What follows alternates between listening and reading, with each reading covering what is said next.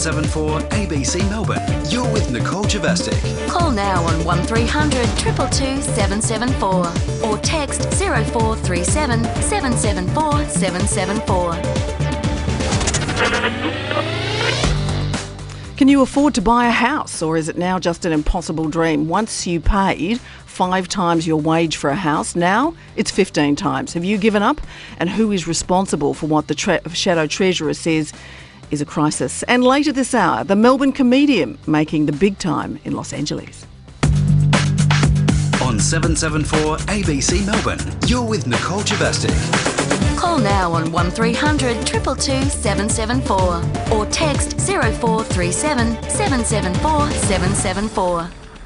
And Nicole Javastic, looking forward to your company through until 6 o'clock. Are you trying to buy a house, or have you given up and just walked away? Maybe you've staked everything on having a roof over your head and are now dealing with a back-breaking mortgage.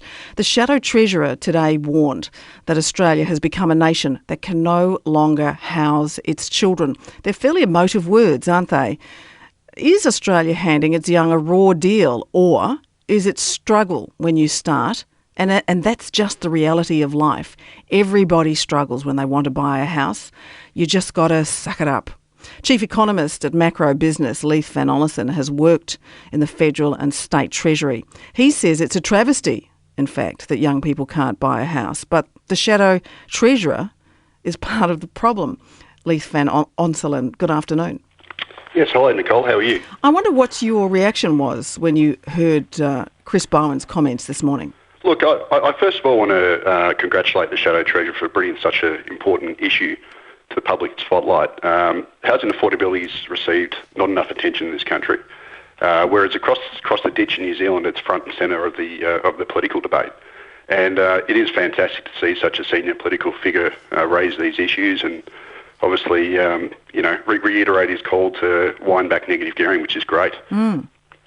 Now, my biggest issue with it, though, is that Mr. Bowen, only a few weeks ago, gave a speech whereby he fully embraced Australia's very high immigration program and a big Australia.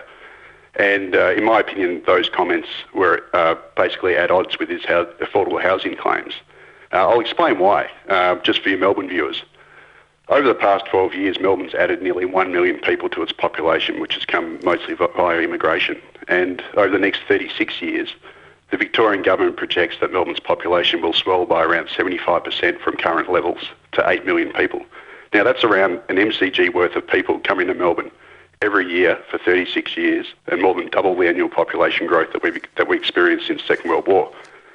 Now, it's true that housing affordability is already at all-time lows and the city's home ownership rates collapsed, but it's going to be next to impossible to achieve affordable housing when an MCG worth of people are added to the city's population each and every year for the next 36 years. So how would you describe then the Shadow Treasurer's comments saying that there is a crisis in housing affordability for our young, saying that Australia is a country which increasingly will not be able to house its children on the one hand, and on the other hand presiding over this population boom? How would you describe his comments? Well, it's a little bit contradictory. I mean, he is spot on in that housing affordability is at crisis levels, particularly in Melbourne and Sydney, which also happen to be the key population magnets.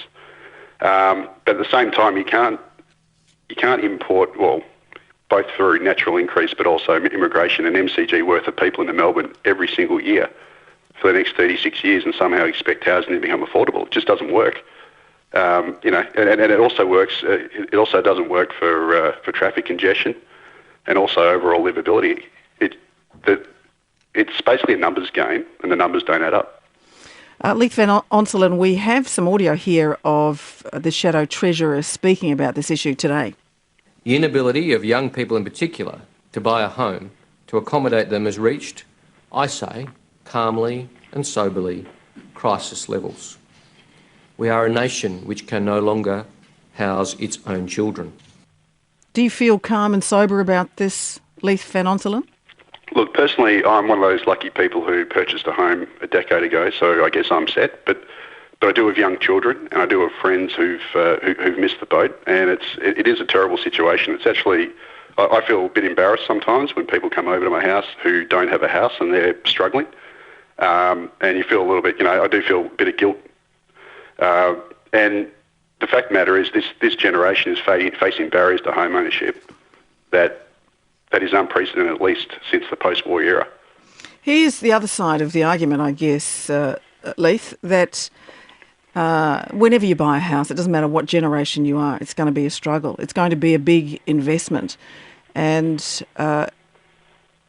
that young people these days are going to have a whole range of other opportunities that offset the fact that house prices are going through the roof. They're going to be paying less for their cars.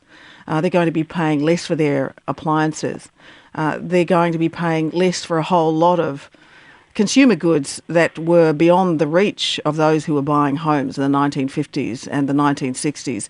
So it's all swings and roundabouts. And the reality is that you don't get everything immediately. You do have to save for years. You can't just charge it to credit when you want to buy a house. And you have to learn those lessons the hard way, as they did in the 1950s and the 1960s.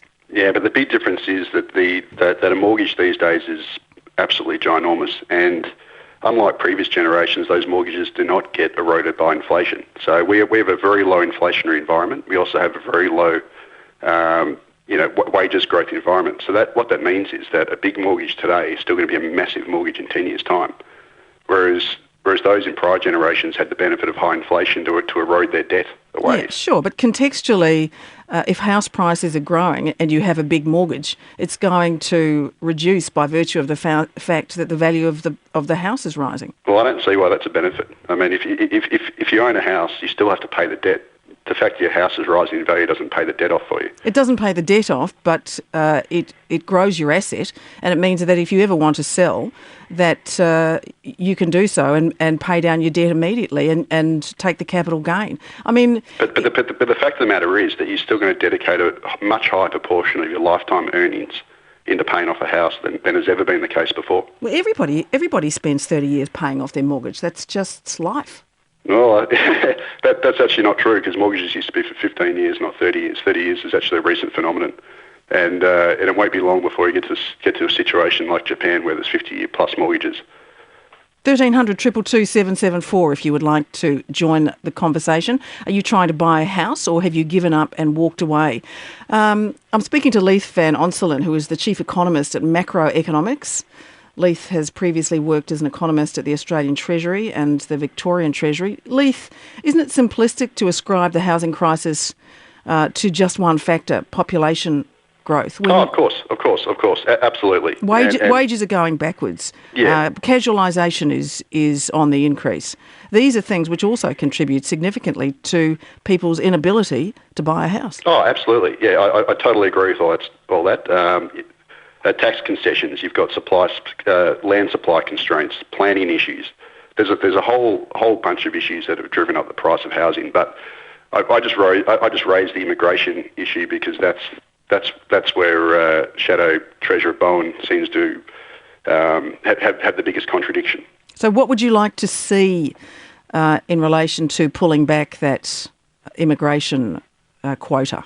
Well, I think the Sustainable Australia Party has the most sensible take on it. They would actually like to see the refugee intake raised to, I think, 30,000 from about 14,000 currently, but they'd also like to see the overall immigration rate lowered to about 70 or 80,000, which was actually the long-term average before it got ramped up massively under John Howard in 2004. So it's merely restoring immigration back to its historical levels, not keeping it at this turbocharged levels that we have currently. Great to talk to you. Thank you so much for your time. Thanks, Nicole. Leith Van Onselen, Chief Economist at Macroeconomics. 1300 222 774 if you would like to join the conversation. We're hopeful that Chris Bowen will be able to join us shortly and we can put those arguments to him. Ben